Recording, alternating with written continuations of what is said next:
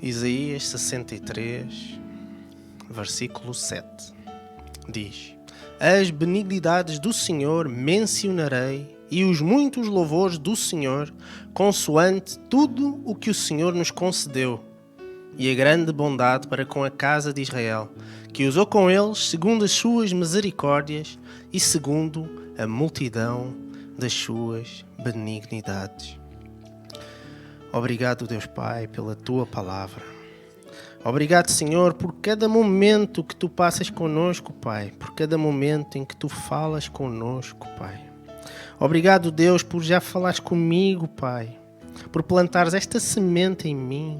E agora eu te peço, Deus, leva esta semente ao coração de cada irmão, Senhor, para que cada um saia daqui renovado, cheio do Teu Santo Espírito, Senhor.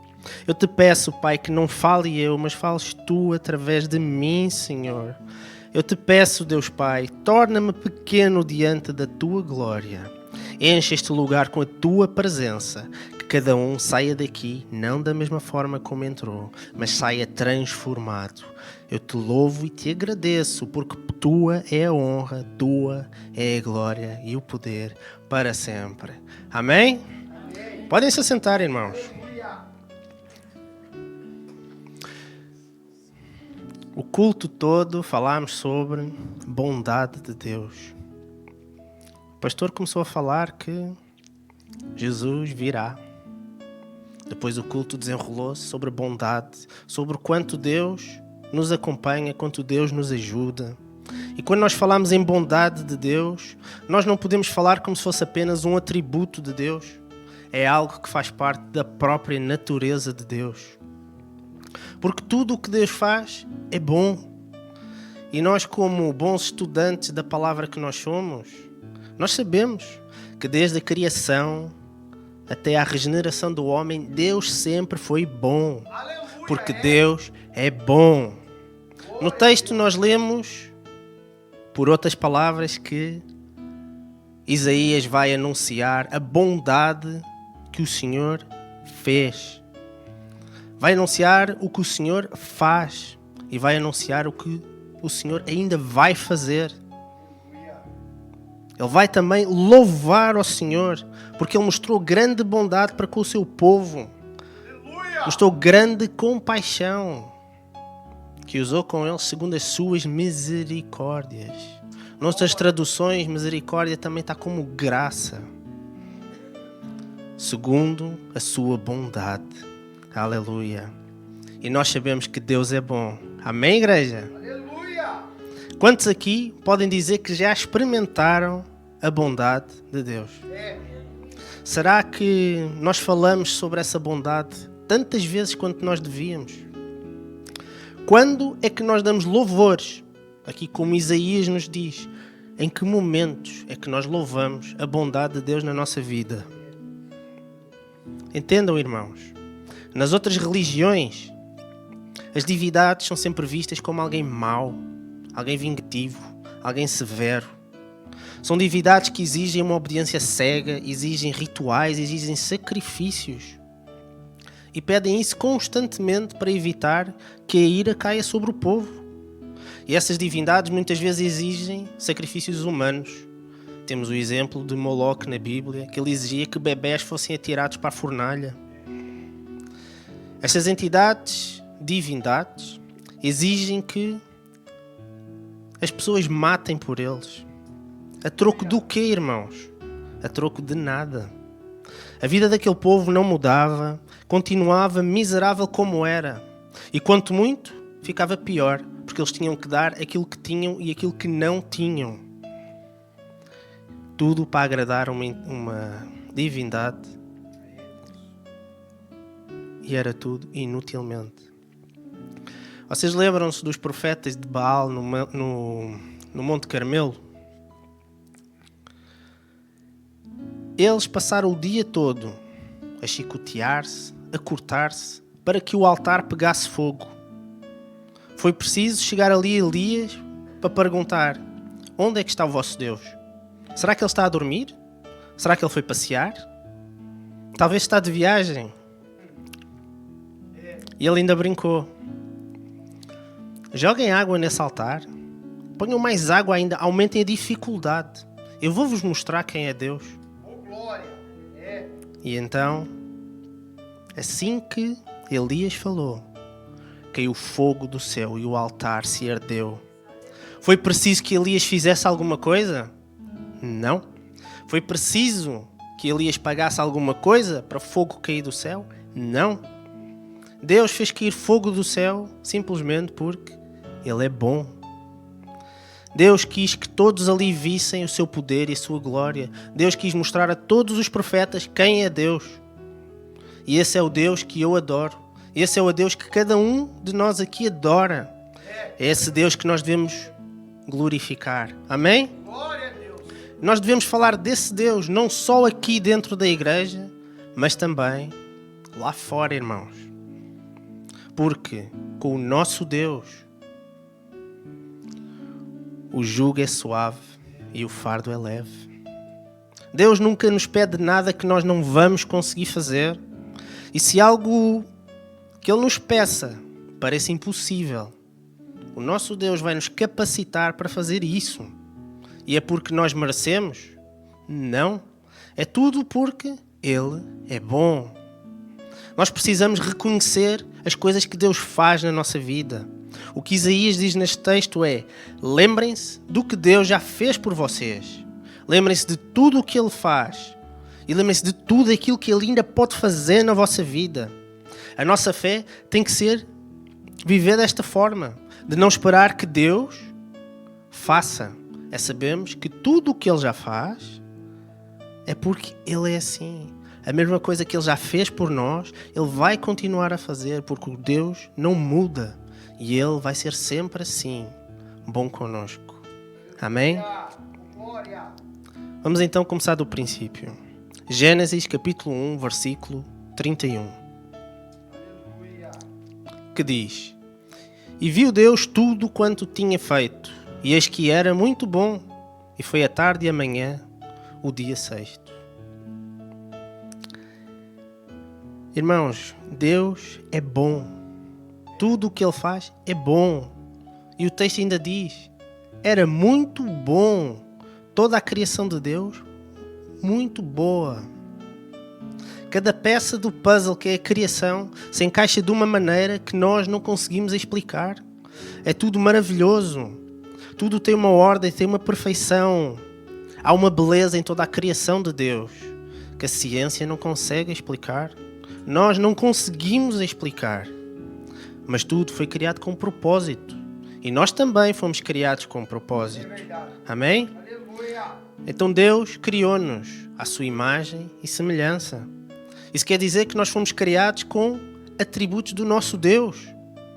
Só que nós não somos infinitos como é o nosso Deus. Mas somos semelhantes em algumas coisas. Quando nós dizemos que Deus é bom sempre, porque Ele é infinito. Ele é infinitamente bom. Deus não consegue ser um pouco bom, porque Ele é infinito. Ele é infinitamente bom. E nós, como fomos criados pelo nosso Deus, em que tudo o que Ele faz é bom, nós fomos criados bons. Porque tudo o que Deus faz é bom. Só que no Jardim do Éden a situação mudou. Nós caímos no pecado, nós desobedecemos às ordens de Deus e com isso nós fomos separados de Deus. Entendam? Deus é santo, Deus é perfeito. Como é que nós, em pecado, podemos estar na presença de alguém que é santo, de alguém que é perfeito? Nós nessa condição não podemos estar na presença de Deus. E eu muitas vezes me perguntei, porquê é que Deus simplesmente não nos destruiu e recomeçou de novo? Alguém aqui já fez essa pergunta? Porquê é que nós, ao nos tornarmos pecadores, ao rejeitar as ordens de Deus, porquê é que Deus simplesmente não começou de novo? Não amassou o barro e voltou a fazer o homem? Foi por bondade, irmãos. É por amor. Entendam que se Ele simplesmente destruísse tudo e Ele começasse do zero, Ele estava a contradizer tudo aquilo que é os atributos de Deus. Ele estava a contradizer a sua bondade, o seu amor. Então, Ele criou-nos com livre-arbítrio. E com o livre-arbítrio, nós ganhamos responsabilidade. Porque nós agora temos a capacidade de escolher. E cada escolha que nós fazemos carrega a responsabilidade da nossa ação. E se Deus destruísse a humanidade, todas as vezes que errasse, então não havia livre-arbítrio. Gênesis mostra-nos que Adão e Eva fizeram uma escolha. E nessa escolha, Deus permitiu que toda a descendência sofresse as consequências, até aos dias de hoje. E como consequência dessa escolha, eles foram expulsos do Jardim do Éden. E essa expulsão, até essa expulsão, mostra que Deus é bom para nós. Aleluia. Alguém acredita nisso, irmãos? Até sermos expulsos do Éden, foi uma boa ação para nós. Porque Deus criou Adão e Eva para viver eternamente. Imagina, eles pecaram. Se Deus permitisse que eles continuassem a viver eternamente, eles iam estar eternamente em pecado. Iam estar eternamente afastados de Deus. Entendem isso? Eu vou repetir. Deus criou Adão e Eva para viver para sempre. Logo, quando eles pecaram, passaram a viver em pecado. Passariam a viver para sempre em pecado. Então, por misericórdia das nossas vidas, Deus permitiu que eles pudessem morrer. Para não viverem em pecado eternamente, para não viverem eternamente afastado de Deus. Nunca foi um castigo, foi misericórdia, irmãos. Para que a humanidade não ficasse eternamente afastada de Deus. Porque Deus não nos quer afastados deles, irmãos. Ele criou um plano para nos redimir, para nós podermos voltar a estar junto a Ele. Amém? E esse plano nós conseguimos vê-lo em toda a Bíblia. Em toda a Bíblia Deus vai desenrolando, como se fosse um novelo, aquilo que Ele pretende de nós. Sempre que o povo de Deus caía nas mãos do mundo ou nas mãos do inimigo, Deus abria um caminho para que o povo pudesse sair. Sempre que o povo caía nas mãos do mundo, Deus sempre levantava alguém para que eles pudessem sair. Deus nunca nos abandona. Deus nunca os abandonou. Pelo contrário, Ele sempre mostrou o caminho da restauração do povo. E quando Israel foi escravizado no Egito, nós sabemos, Deus levantou Moisés para libertar o povo. Quando eles se desviaram para adorar outros deuses, Deus enviou profetas para dizer para eles: não façam isso, mudem ou morrerão. Arrependam-se. E sempre que eles enfrentavam inimigos mais fortes, Deus levantava sempre outros líderes, reis, para trazer a vitória. E o que é que isso nos mostra, irmãos? Deus nunca desiste de nós. Leiam comigo agora Efésios capítulo 2, versículo 8. Diz: porque pela graça sois salvos, por meio da fé. E isso não vem de nós, é dom de Deus. Versículo 9. Não vem das obras para que ninguém se glorie. Deus sempre mostrou, irmãos, que a vontade dele não depende do que nós fazemos.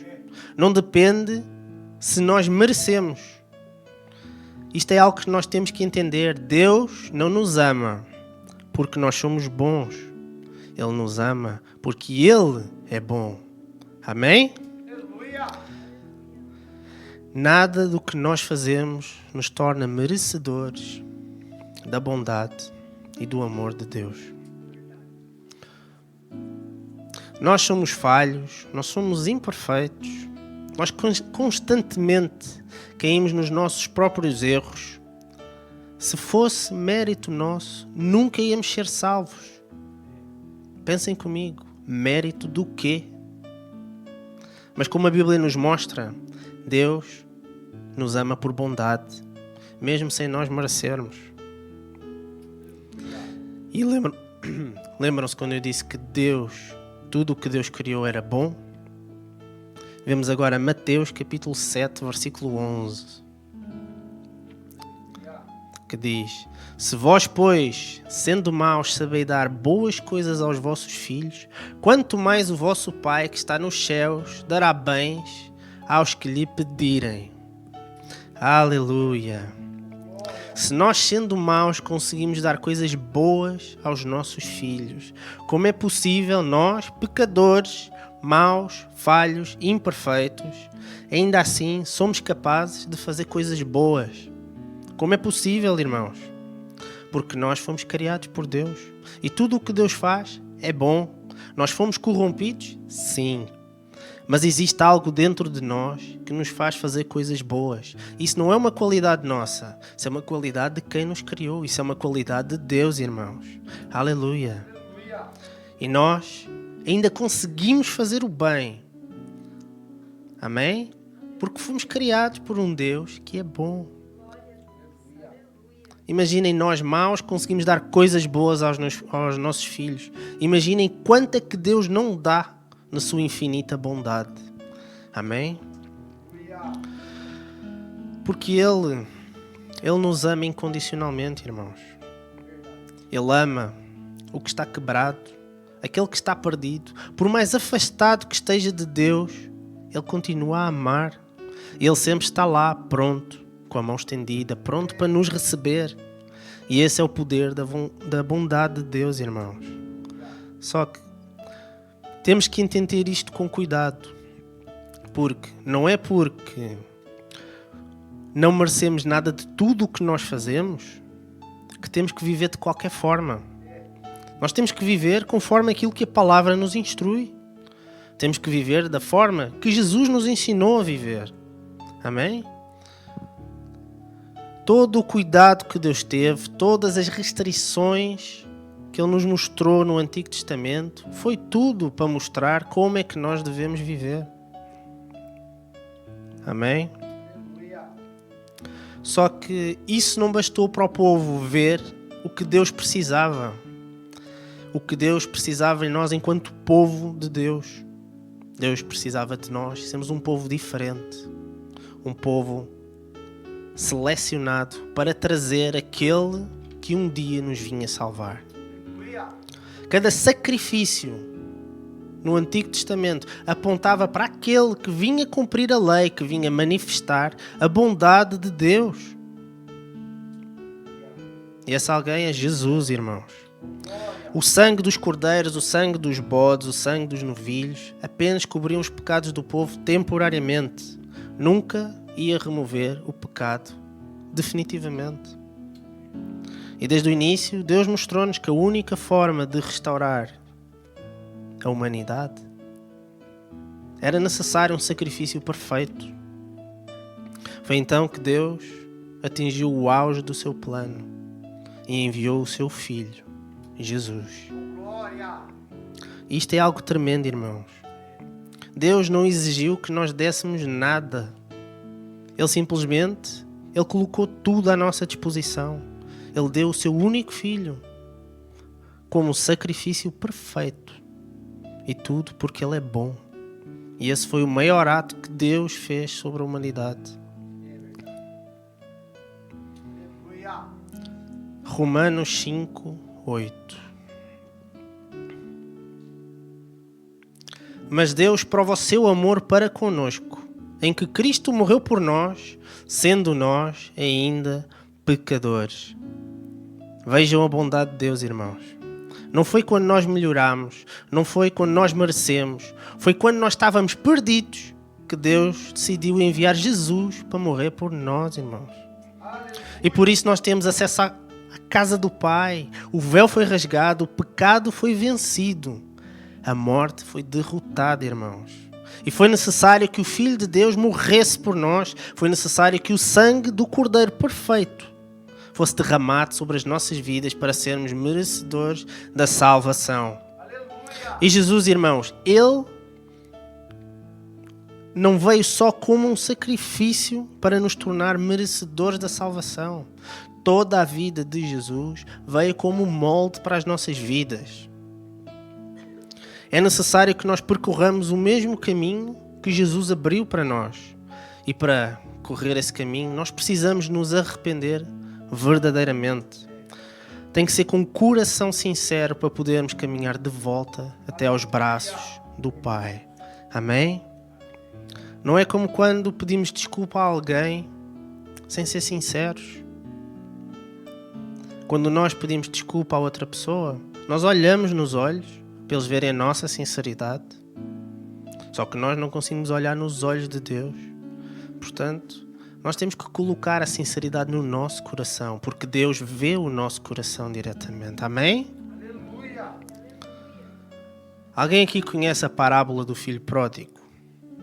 Encontra-se no capítulo 15 de Lucas. Jesus conta-nos uma história de um pai que tinha 2 filhos. O filho mais novo pediu a parte da herança e decidiu largar tudo e ir curtir a vida. Ele gastou tudo nos prazeres da vida e ele acabou pobre. Ele acabou na pobreza, na miséria. Tanto que ele teve que arranjar trabalho a guardar porcos. Que para um judeu é uma vergonha. Porque os porcos, para os judeus, é um animal impuro. E ele, ao guardar porcos, ele passou muita fome. Ao ponto de ele querer comer a mesma comida que os porcos. Ele quis comer as bolotas dos porcos.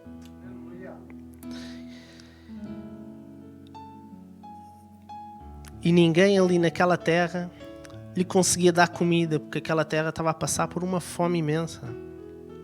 Até que ele se lembrou da casa do pai, que onde até os servos da casa do pai comiam bem. E ele pensou, se eu me arrepender, eu vou lá pedir perdão ao meu pai e ele vai dar-me um emprego como servo dele. Só que, irmãos, a beleza desta história está que quando o pai viu ele ao longe, o pai foi a correr de braços abertos, abraçou-o e beijou-o. Ele recebeu aquele filho que estava perdido com alegria. Qual foi a resposta do pai? Servos, tragam a melhor roupa, vistam-no, matem um bezerro, vamos fazer uma grande festa para celebrar a volta do meu filho. Aleluia. E o filho mais velho, ao ver isto, aquele filho que ficou em casa, que seguiu as regras do pai, ele ficou zangado. E ele discutiu com o pai. E o que é que o pai lhe disse? Está em Lucas, versículo 15, 32, que diz: mas era justo alegrarmos-nos e regozijarmos-nos, porque este teu irmão estava morto e reviveu. Tinha-se perdido e foi achado. Aleluia.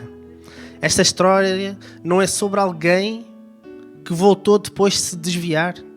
É sobre o pai que recebe de braços abertos quem retorna depois de falhar. O pai aqui representa Deus, irmãos, que está pronto à nossa espera. E o filho pródigo, o filho mais novo, o filho que estava perdido, ele representa a humanidade. Ele representa tudo. Ele representa que nós tínhamos tudo e perdemos tudo. Da mesma maneira que Adão e Eva no Éden, eles tinham tudo e perderam tudo.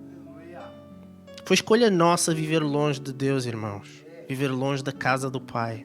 E quando nós pecamos, nós somos como o filho pródigo.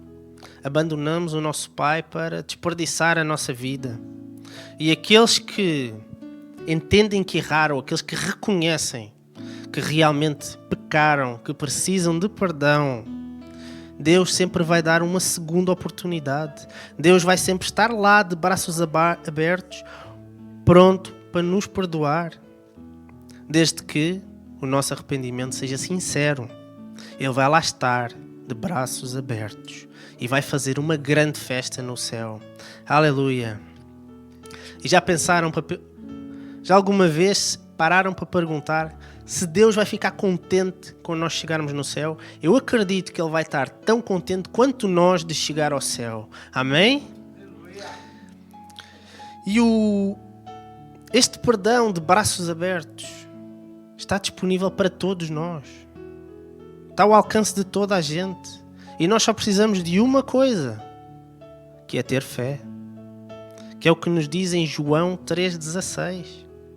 Deus amou o mundo de tal maneira que deu o seu Filho unigênito para todo aquele que nele crê, não pereça, mas tenha a vida eterna. Jesus, irmão, já pagou o preço por nós. O que nós precisamos agora é nos arrepender verdadeiramente. Tem que vir do coração, tem que ser sincero. É acreditar que o sacrifício que Jesus fez basta para nós não morrermos, mas termos uma vida eterna nos braços do Pai. Aleluia. E ao sabermos que Deus nos ama de tal maneira, que Ele é tão bom para nós, a nossa vida devia ser de gratidão. A nossa vida devia ser de reverência ao Pai, de mostrar que realmente queremos um dia estar com Ele. Aí eu volto à pergunta inicial que eu fiz. Quando é que nós agradecemos por tudo o que Ele fez por nós? O texto que nós lemos inicialmente em Isaías, ele fala para nos lembrarmos de tudo o que Deus já fez por nós. Ele fala para nos lembrarmos do que Deus já faz por nós. E para nos lembrarmos que Deus não muda. Tudo o que Ele já fez, tudo o que Ele faz, Ele vai continuar a fazer. Ele chama-nos, irmãos, para louvarmos aquilo que Deus nos faz. Aquilo que Deus faz na nossa vida, toda a bondade que Ele faz. Todos nós temos dias corridos, temos muitas distrações. Carregamos no bolso a maior das nossas distrações. Nós estamos tão focados em outras coisas que nos esquecemos de Deus. E só nos lembramos de Deus quando chegamos ao culto. Alguns 2 vezes por semana, alguns 1 vez por semana, alguns 1 vez por mês. Quantas vezes, irmãos, é que Deus já nos livrou? Quantas vezes, irmãos, nós mesmo afastados dEle, mesmo perdidos no mundo, Deus entra, nos chama e cuida de nós. Porque é que nós nos deixamos tomar pelo medo e pela ansiedade? Eu sei que parece difícil. Nós às vezes estamos a atravessar momentos de dor, momentos de provação, mas é exatamente nesses momentos que nós temos que nos lembrar que Deus é bom. E pensem comigo, o que é que seria da nossa vida se Deus não fosse bom? Já pensaram nisso? Onde é que eu estaria hoje se Deus não fosse bom? O que é que nós vamos fazer com a bondade de Deus na nossa vida? Vamos guardá-la? Ou vamos contá-la para todo o mundo como Isaías falou? Isaías fala para nós louvarmos ao nosso Deus, não só pelo que estamos a viver agora, mas por tudo o que Ele fez, tudo o que Ele fará e tudo o que Ele ainda vai fazer. Então, irmãos, louvem a Deus por todas as bênçãos que Ele já nos deu. Louvem a Deus pela bondade de Deus. Louvem a Deus porque Ele já nos livrou de uma doença. Louvem a Deus pela nossa família. Louvem a Deus por uma batata. Louvem a Deus, irmãos, pela misericórdia dEle. Louvem a Deus pela gasolina. Louvem a Deus toda a vez que já esteve aflito e saiu daquela situação, irmãos. Louvem a Deus porque tem saúde. Louvem a Deus porque tem trabalho. Louvem a Deus porque Jesus morreu por nós. E louvem a Deus porque Deus é bom. Aleluia. Ai, Deus. Louvem a Deus, irmãos. Mudem a vossa perspectiva de vida. Vejam o quão bom Deus já foi para nós. O quão bom Deus continua a ser para nós. Lembrem-se que Deus não muda. Deus é eterno, infinitamente bom. Ele nos ama. Ele deu-nos o maior sacrifício de todos. E o que é que nós fazemos para agradecer? Amém?